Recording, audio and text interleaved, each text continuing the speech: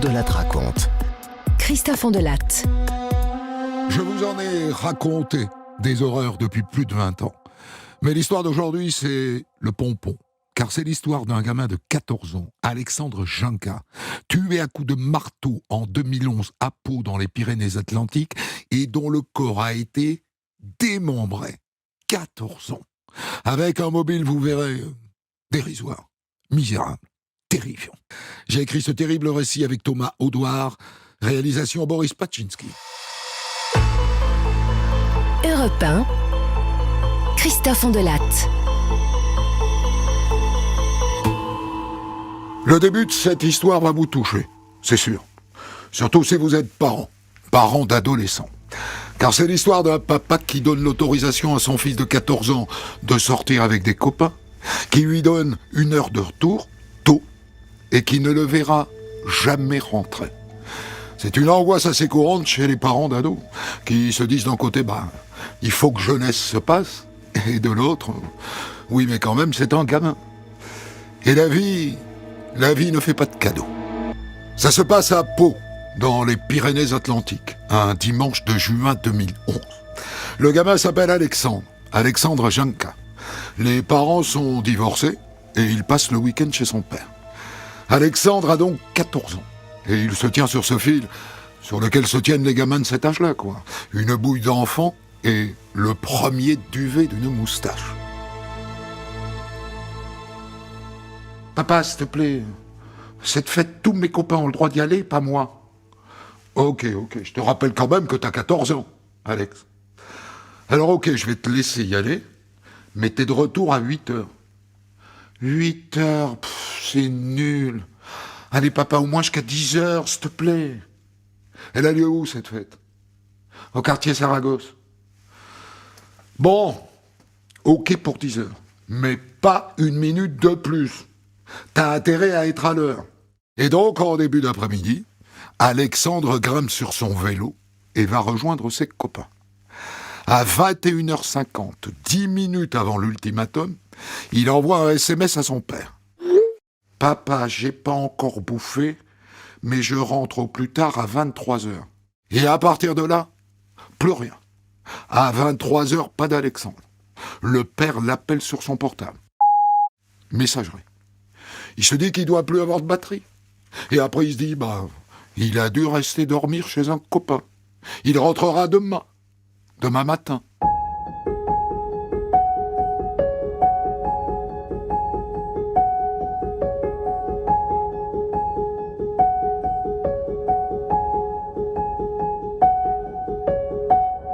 Le lendemain matin, Alexandre n'est toujours pas rentré.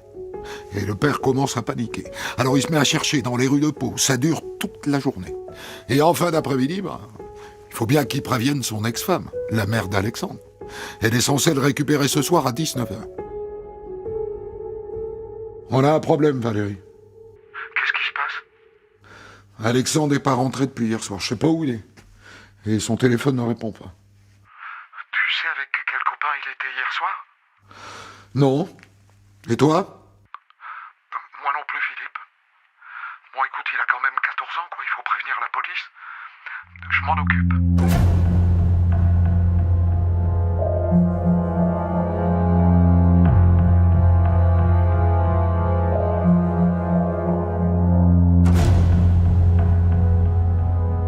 Quand la mère arrive au commissariat de Pau, elle est très inquiète, forcément.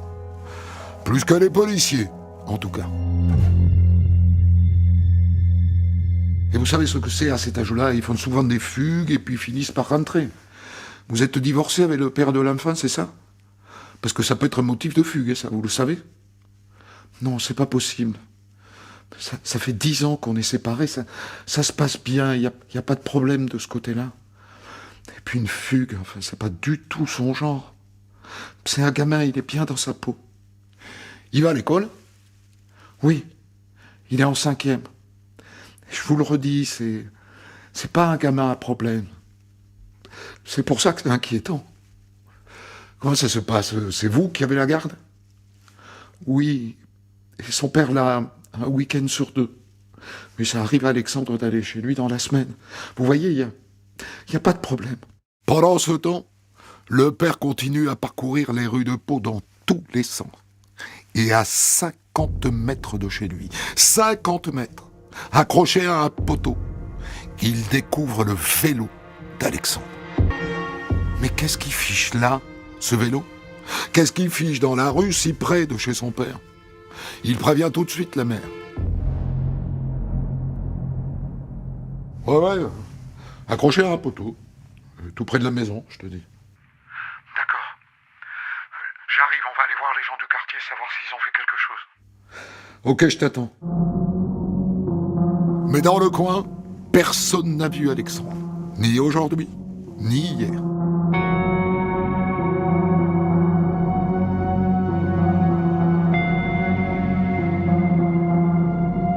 Le lendemain, sans la moindre aide de la police, les parents réussissent à retrouver les copains avec lesquels Alexandre avait rendez-vous l'avant-veille.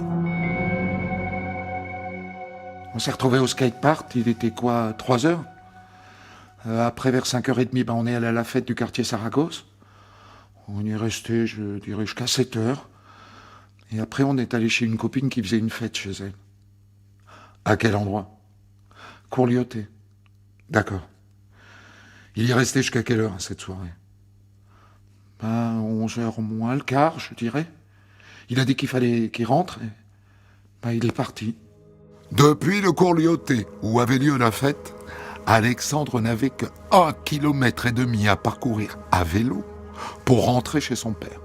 C'est donc pendant ce très court trajet qu'il a disparu.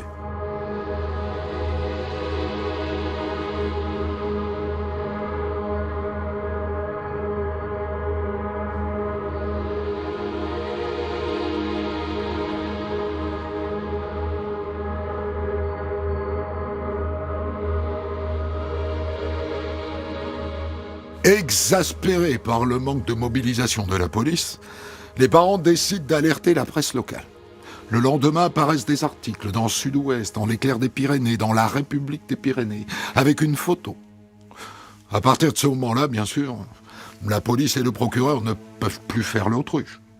Une enquête est ouverte pour disparition inquiétante. Enfin.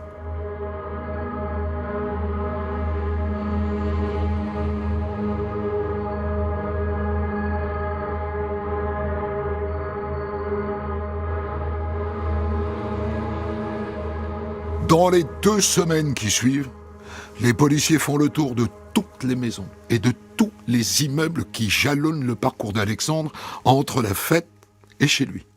Ça ne donne rien. Et là, ils s'aperçoivent que sur l'itinéraire, il y a une banque équipée d'une caméra vidéo. Remonte un peu, là. Stop, regarde. Alexandre apparaît sur les images à 22h51. Il est sur son vélo. Il roule sur le trottoir. À ce moment-là, il est à 500 mètres de chez son père. C'est donc après qu'il disparaît. 3 semaines plus tard, 2 SDF qui campent sur les bords du Gave de Pau aperçoivent quelque chose qui flotte dans l'eau. Nom de Dieu. Mais c'est une jambe humaine. Enfin, on dirait plutôt un os de jambe, un fémur, avec un peu de chair autour. A priori, vu la taille, c'est une jambe d'adulte. Mais le légiste fait parler l'ADN. Je confirme, madame la juge, que cette jambe est bien celle de Ginka Alexandre. Et maintenant, faut dire ça aux parents. Nous devons également vous dire, grâce aux analyses effectuées par les légistes, que la découpe du corps a eu lieu après sa mort. Les experts sont formels sur ce point. La mère se met à hurler dans le bureau du juge. Un cri déchirant. Accepter l'idée que son fils de 14 ans a été assassiné, c'est déjà lourd. Mais admettre que son corps a été découpé en morceaux. Un gamin de 14 ans. Le fémur d'Alexandre a été retrouvé sur les rives du Gave de Pau. C'est la rivière qui traverse la ville. En toute logique, c'est là qu'on devrait retrouver les autres morceaux. Des plongeurs explorent la rivière, en amont, en aval de Pau. Rien. Ensuite, on fouille les égouts. Rien. On fouille les toits des immeubles situés sur le parcours. Toujours rien.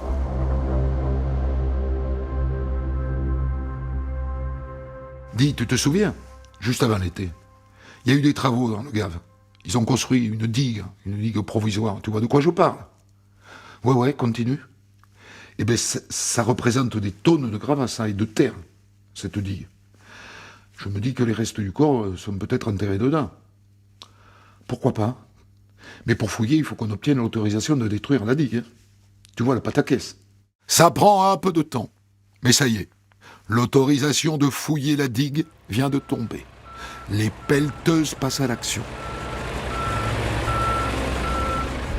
Ça dure des jours et des jours. Et la mère est là, assise sur la berge. Elle assiste à tout ça, comme elle assiste à l'arrivée d'un chien spécialisé dans la détection des cadavres.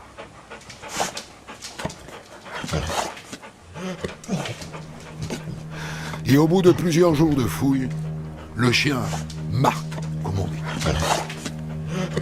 Il désigne plusieurs points suspects sous la digue, proches les uns des autres. Les policiers installent une grande bâche. Il faut dissimuler la scène à la mer qui est là, au bord de l'eau, à se ronger les ongles. Et de loin, elle les interroge des yeux. Est-ce que vous avez trouvé quelque chose? Et dans leur regard, elle lit la réponse. Les policiers viennent de retrouver les restes du corps d'Alexandre. Elle a compris. Elle s'effondre en larmes. C'est bouleversant. C'est le médecin légiste qui est chargé du sale boulot qui consiste à assembler le puzzle.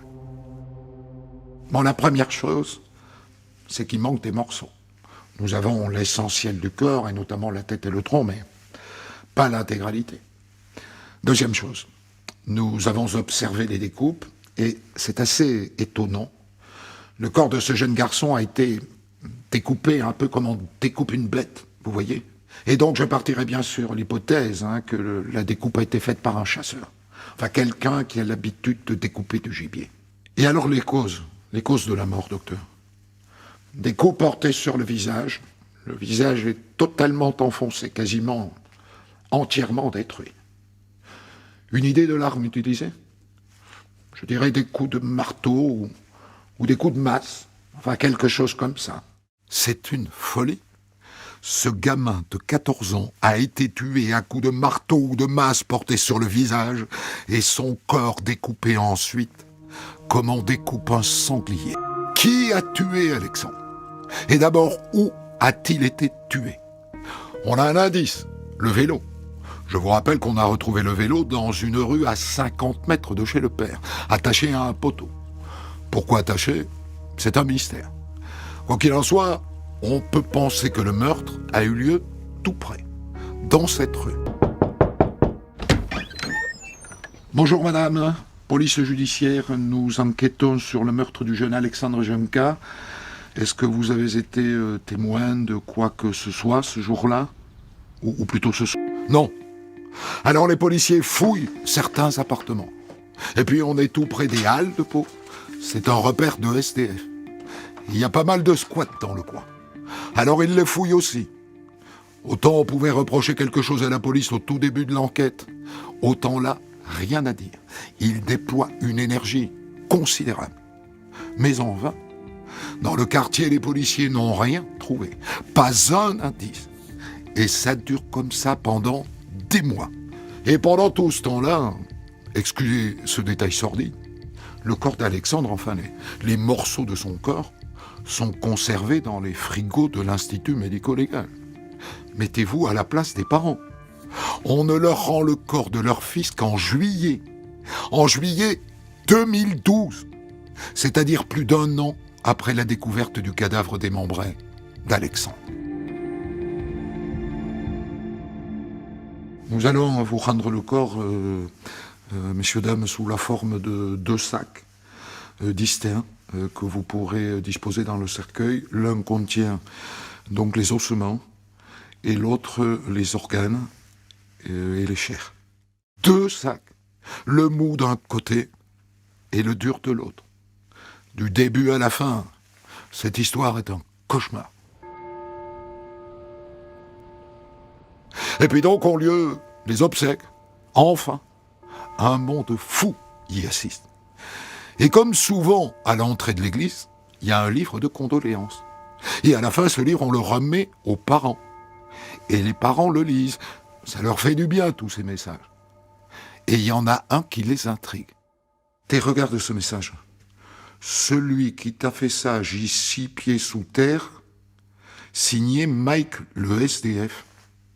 Qu'est-ce que ça veut dire, ça?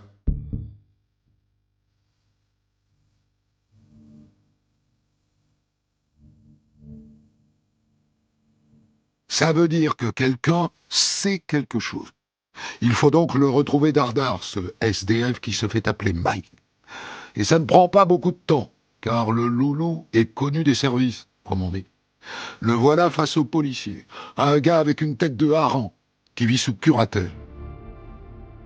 La nuit du 4 juin, vous dites? Je sais pas où j'étais, hein. Je peux pas vous dire, moi, l'an dernier, où est-ce que j'étais l'an dernier, qu'est-ce que je sais, moi.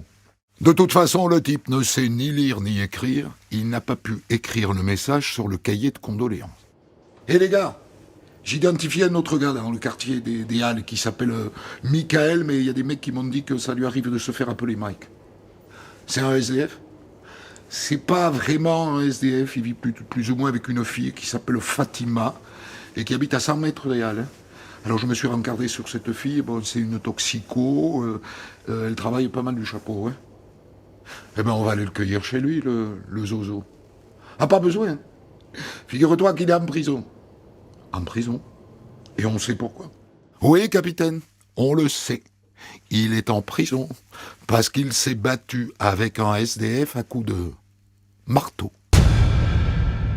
Et la bagarre a eu lieu 1 semaine après le meurtre d'Alexandre. Bon, je me suis rencardé, le marteau a été conservé comme pièce à conviction dans l'attente du procès pour la bagarre, donc ça serait bien quand même de voir s'il n'y a pas de l'ADN du gamin dessus, quoi. Qu'est-ce que t'en penses? Il en pense du bien. Du bien. Malheureusement, on ne trouve pas l'ADN d'Alexandre sur ce marteau.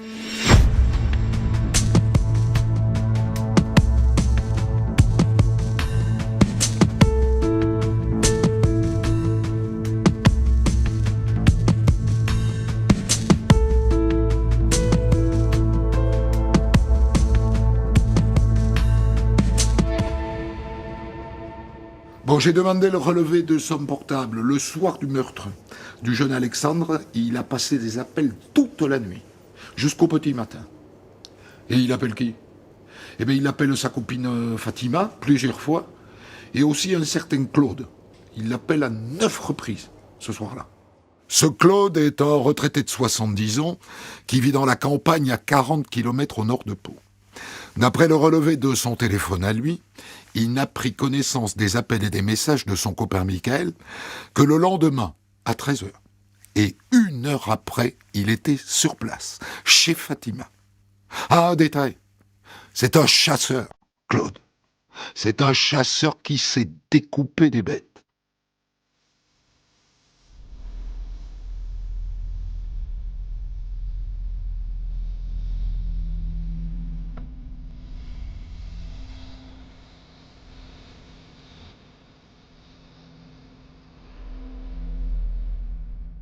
Un peu moins de 2 ans après la mort d'Alexandre, le juge ordonne le placement en garde à vue de Michael, de sa copine Fatima, de son copain Claude, et tant qu'à faire de Mike, le SDF qui avait été interrogé il y a quelques mois.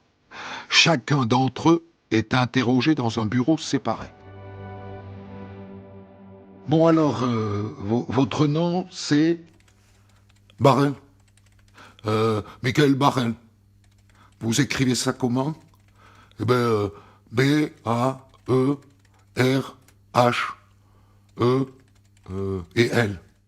Et après ça va très vite. Étonnamment vite. J'étais énervé ce jour-là, c'est tout. Et pourquoi vous étiez énervé? C'est Fatima, elle m'avait fait cocu. Ça m'a énervé, quoi. Et alors, qu'est-ce qui se passe quand vous l'apprenez? Je suis énervé, je vous dis, alors évidemment, pour me calmer, je picole, quoi, je fume aussi des bédos, normal.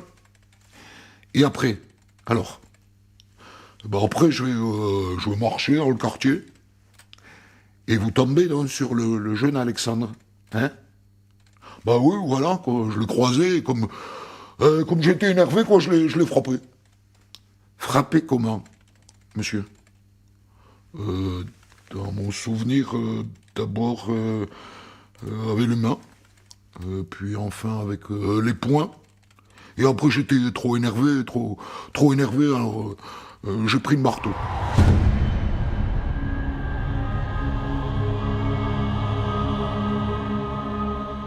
Et voilà, il lui a défoncé la tête pour se calmer, parce qu'il était énervé. Il n'a pas d'autre explication à fournir.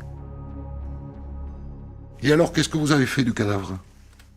Bah, je suis allé le cacher dans une cave. Quelle cave? Je me souviens plus, une cave, quoi. Pourquoi est-ce que cette nuit-là, vous appelez plusieurs fois votre ami Claude Ducos? Ça vous dit quelque chose, Claude Ducos? Claude? Bah, je l'ai appelé pour qu'il m'aide à me débarrasser du corps. Et il est venu le lendemain pour le faire. C'est-à-dire, qu'est-ce qu'il a fait précisément? Bah, il l'a mis dans sa voiture. Quelle voiture? Quelle couleur? Bah, une 605, grise, je crois. Bah, je crois. Et après, qu'est-ce qui devient le corps? D'après lui, c'est Claude qui l'a démembré, chez lui, et qui lui a rapporté les morceaux quelques jours plus tard. Et ensemble, ils sont allés l'enterrer sous la digue. Naturellement, les policiers se tournent alors vers Claude Ducos. L'autre l'accuse d'avoir démembré le corps, et par ailleurs, il est chasseur. Il vous appelle 9 fois après le crime, monsieur Ducos. Il vous laisse des messages. Et dès le lendemain, vous écoutez les messages, et vous allez chez lui et sa compagne Fatima, et vous dites que vous n'avez rien fait. Ah ben je les ai effacés, ces messages, je les ai même pas écoutés. Je comprends pas, monsieur Ducos, pourquoi est-ce que Michael vous appelle autant de fois, si c'est pas pour que vous lui donniez un coup de main? Ben, c'est-à-dire que Michael et moi, on a des relations, si vous voulez. Des relations. C'est-à-dire? Eh bien, des relations dans un lit. Je suis homosexuel. Et ça m'arrive de coucher avec lui, voilà. C'est tout, pas plus. Gratuitement? Non, pas toujours. Parfois, je paye. Et c'est pour ça que je suis allé le voir le jour où il a tué le gamin. Mais c'est pas pour le cadavre, quoi. C'est pour le sexe. Décidément, cette histoire est glauque du début à la fin. Alors les policiers auraient aimé faire des prélèvements ADN dans la Peugeot 605 de ce zigomain. Mais c'est ballot, il a changé de voiture depuis, et l'autre a été envoyé à la casse, écrabouillé. Dommage. À l'issue de la garde à vue, Mike le SDF est relâché. Mais les 3 autres sont mis en examen et filent au gnouf. Et puis, lors d'un nouvel interrogatoire devant la juge, Michael Barrel finit par dire qu'il n'était pas tout seul ce soir-là. Un 4e personnage entre dans la valse. Et alors, il s'appelle comment, ce copain? Christophe. Christophe Camis, 22 ans. Un type totalement déglingué. La nuit du crime, il était censé être en hôpital psychiatrique. Mais comme c'était son anniversaire, eh ben pour fêter ça, les médecins l'ont laissé sortir. Bienvenue en garde à vue, monsieur Camis. Moi, je voulais fêter mon anniversaire et j'avais pas de tabac. Je me suis dit, j'espère que le bureau de tabac est encore ouvert, mais je savais pas à quelle heure il était. Alors j'ai accosté ce gamin qui passait dans la rue sur son vélo pour lui demander l'heure, quoi. Et là, il a sorti son portable de la poche pour regarder l'heure. Moi, je lui ai piqué son portable. Et après, j'ai croisé Michael, il était défoncé. Et il a voulu me le prendre, Michael, ce portable. Et puis voilà que le gamin, il a attaché son vélo, puis il est venu pour nous le reprendre, le portable. Donc ce petit gamin-là, il arrive, Michael, il est sous, il le fait tomber, et Michael, il prend un marteau qu'il avait, et puis bim, il le frappe au visage, quoi. Il le refrappe, il le refrappe, il le refrappe, et voilà, quoi. Il l'a tué, quoi. Putain! Ils ont tué Alexandre pour un portable. Un portable, tenez-vous bien, à 9 €. La mère l'avait payé 9 €. C'est glauquissime. À l'approche du procès, il n'y a que Michael Barrel qui a avoué. Et Christophe Camis, dont le rôle est finalement secondaire puisqu'il était là, mais il n'a pas porté de coup. Les 2 autres, Fatima et surtout Claude Ducos, n'ont rien avoué du tout. Elle dit qu'elle n'était au courant de rien, alors qu'on a retrouvé des taches de sang dans sa cave. Et lui, Ducos, jure qu'il n'a pas démembré le cadavre. En fin d'instruction, les juges prennent une décision très étonnante. Jusque-là, le quatuor était mis en examen dans le cadre d'un assassinat. Eh bien, finalement, ça n'est plus un assassinat. C'est un vol avec violence ayant entraîné la mort sans intention de la donner. Oui, monsieur. C'est pas facile à encaisser, ça, par les parents d'Alexandre. C'est pas facile. Va falloir faire avec.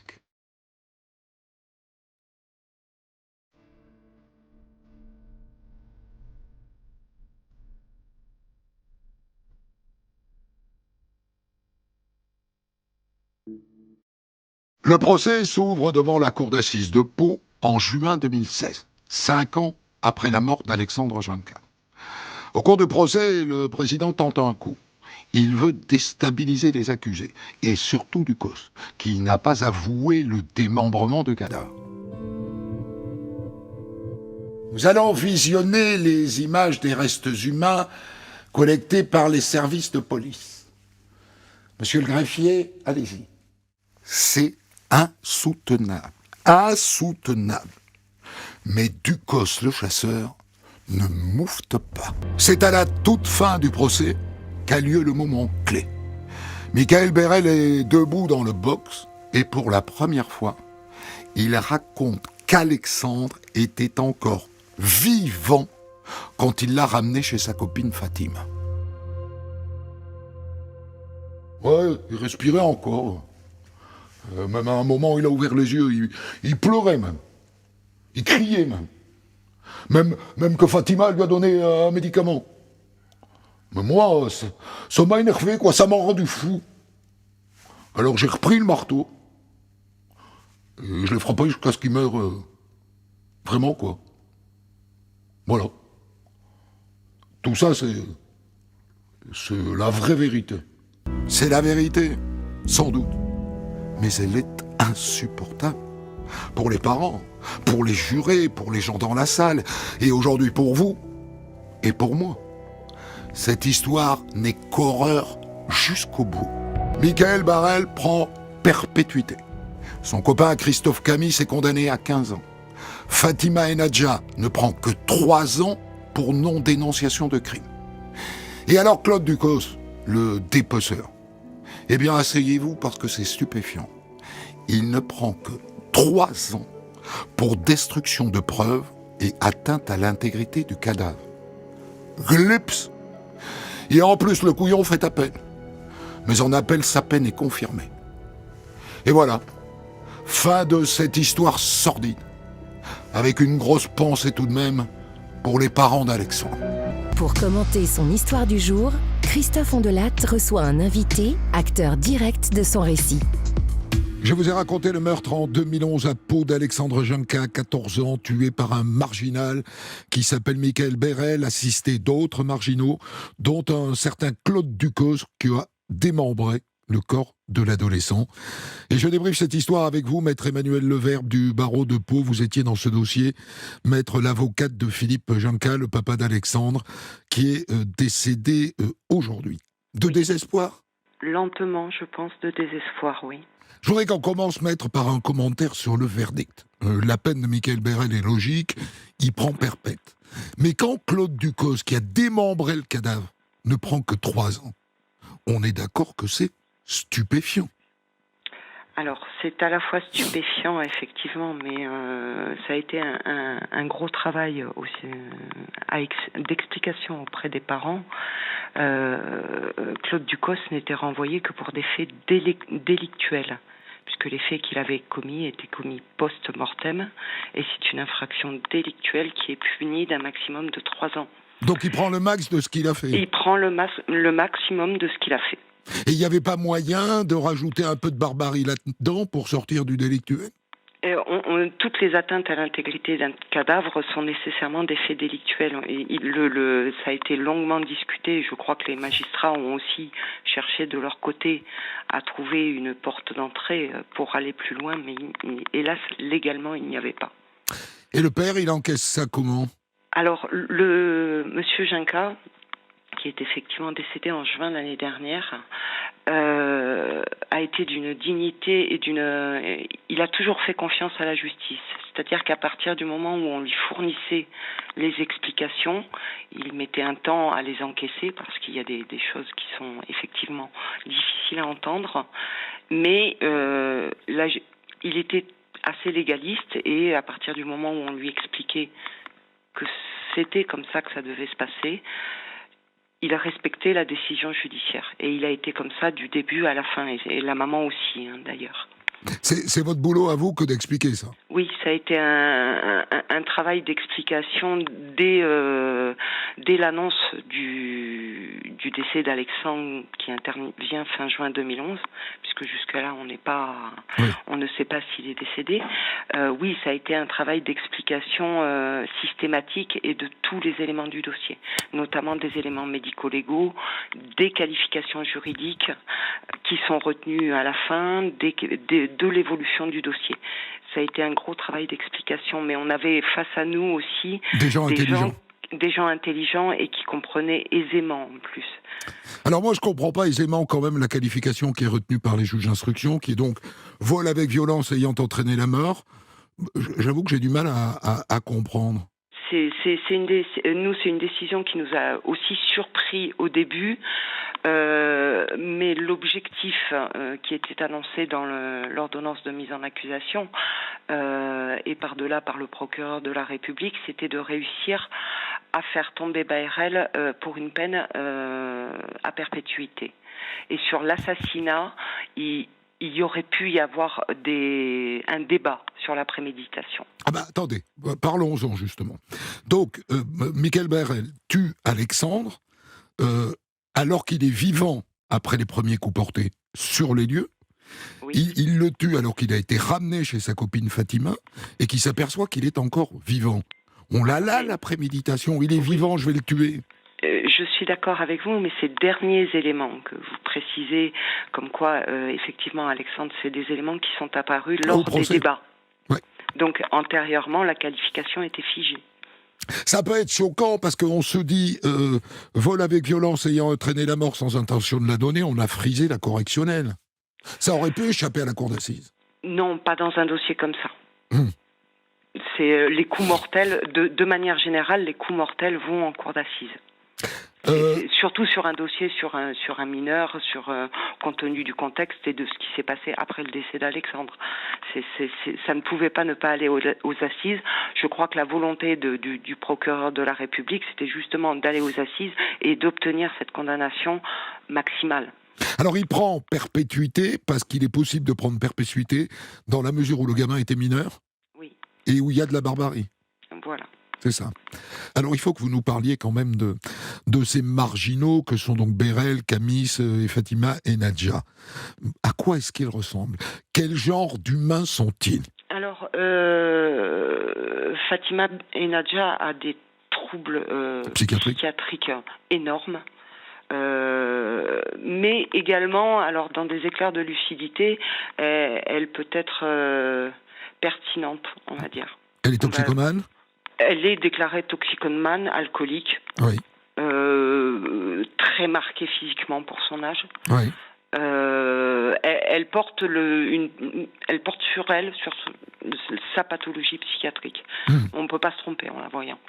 Et alors, Baërel et Camis? Camille, je dirais qu'on est à peu près sur le même registre que Fatima et Nadja. Très très carencée. Qui peut s'énerver extrêmement rapidement, et il a eu l'occasion d'ailleurs devant la cour d'assises de péter les plombs et de montrer l'ampleur de l'énervement dont il était possible. Mickaël Baërel a peut-être plus de ressources intellectuellement, mais voilà, il fait partie de ce petit monde qui a peau comme dans toutes les villes, voilà, c'est la misère, c'est la misère, c'est l'alcool, précarité. Ils sont au fond du trou. Tout à fait, tout à fait. Est-ce qu'ils sont conscients de la barbarie de ce qu'ils ont fait? Pour Baërel, je pense que lors de l'audience, la confrontation avec les parents d'Alexandre, a pu lui faire prendre conscience de cette réalité-là et du mal qu'il avait pu faire. Pour les deux autres, je serais plus réservée, mais bon, on peut garder un peu d'optimisme. Et donc Philippe Junca et son ex-femme, ils sont en capacité d'entendre ça. Il s'agit en gros de pauvres types, quoi. De gens qui sont au fond du trou, qui ont commis des horreurs, c'est évident, mais voilà, quoi. Alors, pour ce qui concerne Monsieur Junca, oui, c'était... je me souviens quand il y a eu les mises en garde à vue au mois d'avril 2013, avoir discuté avec lui, et il m'a dit, oui, mais voilà, on parle de personnes, ces personnes-là, on ne généralise pas. Donc, il était vraiment c'était quelqu'un de très tolérant. Et qui, voilà, c'est ces personnes-là, je ne vais pas généraliser à plus.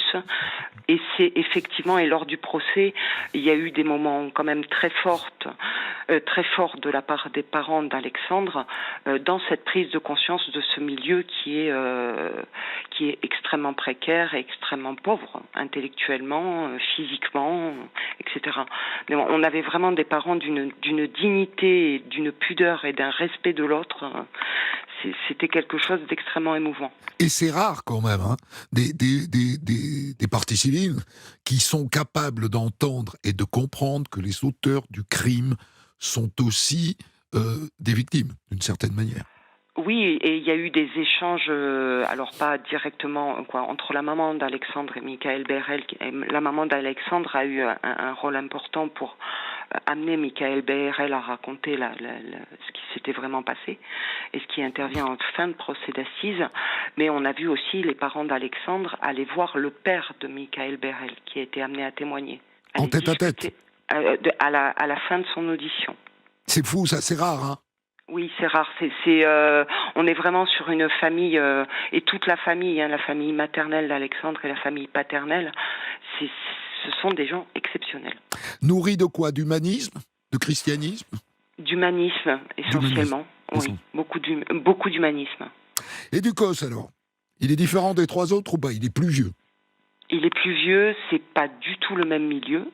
Alors c'est un autre milieu, affectivement certainement carencé aussi, mais je pense que ça restera le point d'interrogation pour tout le monde, Ducos. Ses motivations sont sexuelles? Par rapport à Baërel, oui. Oui. Il fait ça parce qu'il veut le garder comme amant? Possiblement, il lui écrira après quand Baërel est en prison, il lui enverra des chèques en prison, des virements en prison. Voilà, il y a quelque chose. Alors, est-ce que c'est uniquement sexuel? Je peux pas vous dire, je suis pas affectif, dans peut-être. Peut-être affectif aussi. Ducos, il est du fin fond du Béarn, dans une ferme où il vit chichement avec son frère et sa sœur de manière assez isolée quand même, hormis la chasse. Alors moi qui suis du coin, moi je me souviens très très bien que cette affaire a été relatée en continu pendant des années dans les journaux et notamment dans le journal Sud-Ouest. Elle a eu aussi un retentissement national, cette histoire. Elle a été très suivie par la presse ou un peu? Alors, très suivie par la presse, on va dire au début, lorsqu'on découvre le premier membre d'Alexandre. Oui. Là, il y a eu ensuite, lors du placement en garde à vue, oui, ça a été en avril 2013, il y a eu un gros déferlement médiatique qui a été géré par les parents avec dignité aussi, parce que c'est compliqué. C'est pas des gens qui sont habitués à gérer les médias non plus. Ils parlent. Alors la maman parle, Monsieur Junca beaucoup moins, mais ça représente plus leur personnalité. C'est pas, ils sont. Madame Lance est plus parle plus de manière naturelle. Monsieur Junca est plus réservé naturellement. C'est pas. Et ensuite au moment du procès, oui, le procès a été extrêmement couvert par les médias. Il y a de quoi, parce que j'ai raconté, je le disais tout à l'heure en lancement de mon récit, j'ai raconté beaucoup d'horreurs dans ma carrière. Un dossier pareil, ça, je suis pas sûr d'en avoir raconté beaucoup. Je vous rassure, je suis pas sûr, j'en ai pas rencontré d'autres non plus. Ouais. C'est plutôt calme, Pau, d'habitude. Oui, il y avait eu un gros dossier antérieurement. Dupuis, oui. Mais Romain en dehors Dupuis de ça, qui décapite les infirmières. Voilà. Mais c'est un malade psychiatrique. Tout à fait. Mais là, oui, c'est un dossier exceptionnel. Au niveau psychiatrique, justement, on ne leur trouve rien, hormis elle? Hormis elle, on ne leur trouve rien. Il n'y a pas d'altération. Si ce n'est la misère. La misère, oui, intellectuelle et sociale, ça, c'est une évidence. Merci beaucoup, Maître Leverbe, du barreau de Pau, d'avoir accepté de débriefer cette histoire de 2011 avec nous. Des centaines d'histoires disponibles sur vos plateformes d'écoute et sur europe1.fr.